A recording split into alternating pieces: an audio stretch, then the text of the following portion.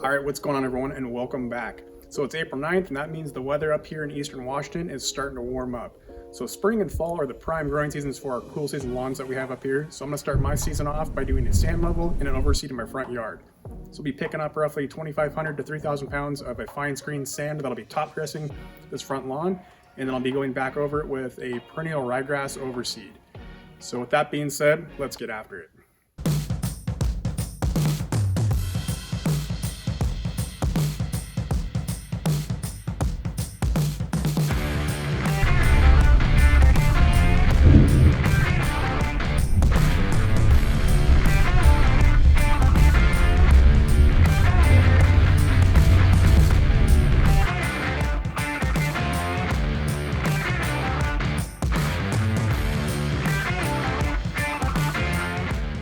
All right, so step one is gonna be mowing your yard. So what you wanna do is set your mower down to its lowest setting, or the lowest setting that you can mentally make yourself do. I put mine down all the way to the lowest setting, which I think is about 1.25 inches on my Honda. So the lower you can cut your grass, the easier it's gonna be to work the sand down into the grass canopy later on.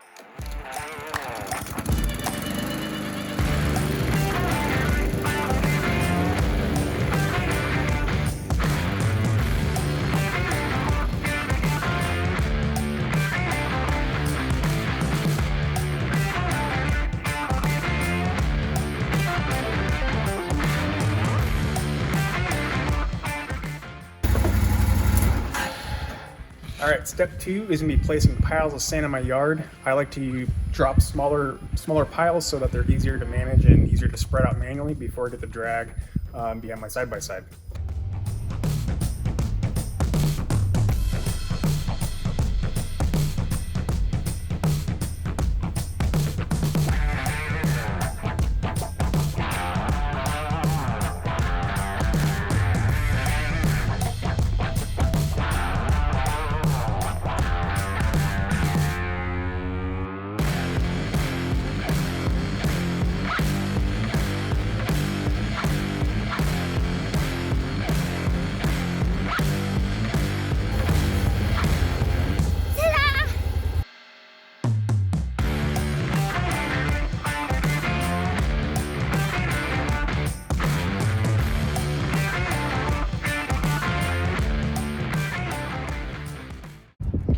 All right, so now I've got some piles of sand dropped down on the yard. I still have about another 3/4 or a ton or so of sand left. So what I like to do is make these small piles throughout the yard, and I'll let them sit there for a little while and kind of dry out, and then I'll come back with my rake, kind of a landscape rake, manual rake, and I'll flatten all those piles out, kind of start to spread it out manually. And then when I get those kind of distributed a little bit better, I'll attach the drag onto my side-by-side and start making some passes and dragging it out. So this is the drag I'll be towing behind my side-by-side there. I made this last year just out of some scrap 2x4s. I planned on making a little bit bigger one for this year. This one's about 52 inches wide. I wanted to go to one that was about 6 feet or maybe a little bit bigger, but I skipped it. My yard's pretty small, so even use my side-by-side, that's kind of big to maneuver around in there nicely. So I gotta kind of do some back and forth games. So having the smaller drag for my layout works pretty good. If you've got a bigger yard, I'd go with as big as you can get away with. So I just got some bowline rope that I'll use to tie it up to the back, and then I'll usually put a couple sandbags on the back of this to give it some nice weight, and then just start dragging it by. It works pretty good.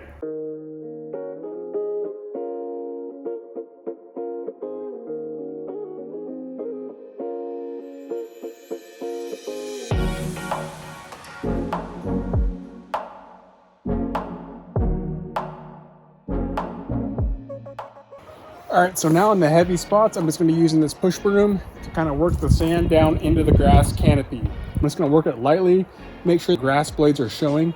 I am gonna be overseeding this, so any of the heavier spots are gonna get seed on them, and it's all gonna be uniform because I'll be doing the whole yard. So I won't have like weird patches where I'm putting just patch seed.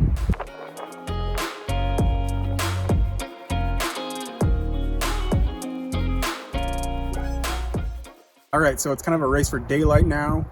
So I've got the grass scalped, I've got the sand piles dropped, spread out, dragged it with the drag behind the side by side, And then I came back, you know, in between with a landscape rake, knocked things down, worked the sand into the grass canopy.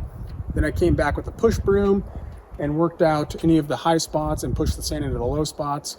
So now, as long as I got enough time left or daylight, I'm gonna be mixing up 10 pounds of my perennial ryegrass seed. This is roughly 2,000 square feet, so I'm going for a 5 pound per 1,000 application.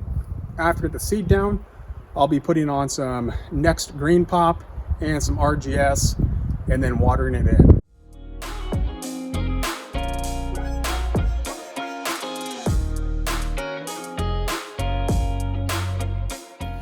All right, so I got my seed down, got it raked in, so now I'm gonna be applying my starter fertilizer and my RGS. So what I've got here is the next product, Green Pop. I'll be applying this at 15 ounces per 1,000 square feet, so 2,000 square feet, so I'll be doing 30 ounces of the Green Pop. And then with the RGS, I'll be doing 3 ounces per 1,000, so again, 2,000 square feet, so I'll be putting 6 ounces of the RGS in.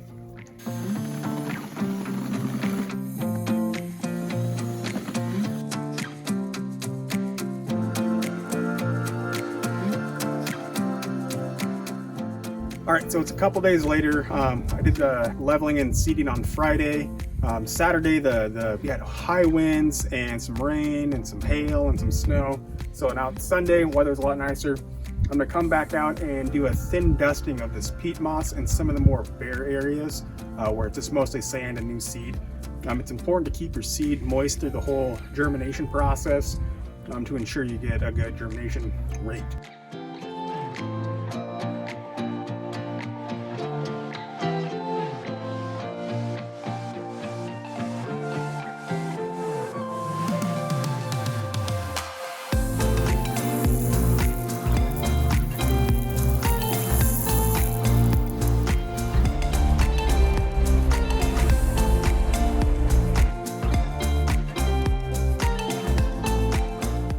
Alright, so there you have it. That's how I like to approach my sand leveling and my overseeding. So this front yard's roughly 2,000 square feet, and I ended up putting down, I don't know, I'd say probably 2,000 pounds, maybe 2,400 pounds of sand, and then came back and did the 10 pounds of the perennial ryegrass seed. So it's been roughly 6 days since I scalped and did my overseeding and sand leveling, and the existing grass is really starting to bounce back from that scalp that I did. And I don't have any new germination yet with the new grass seed, but we've only had a day or two of the higher 60 degree temperatures, and next week it's projected to be in the high 60s, low 70s all week. So I'm sure here in the next few days I'll start seeing that new grass sprout up. So I hope you learned something from this video, and I'll catch you on the next one.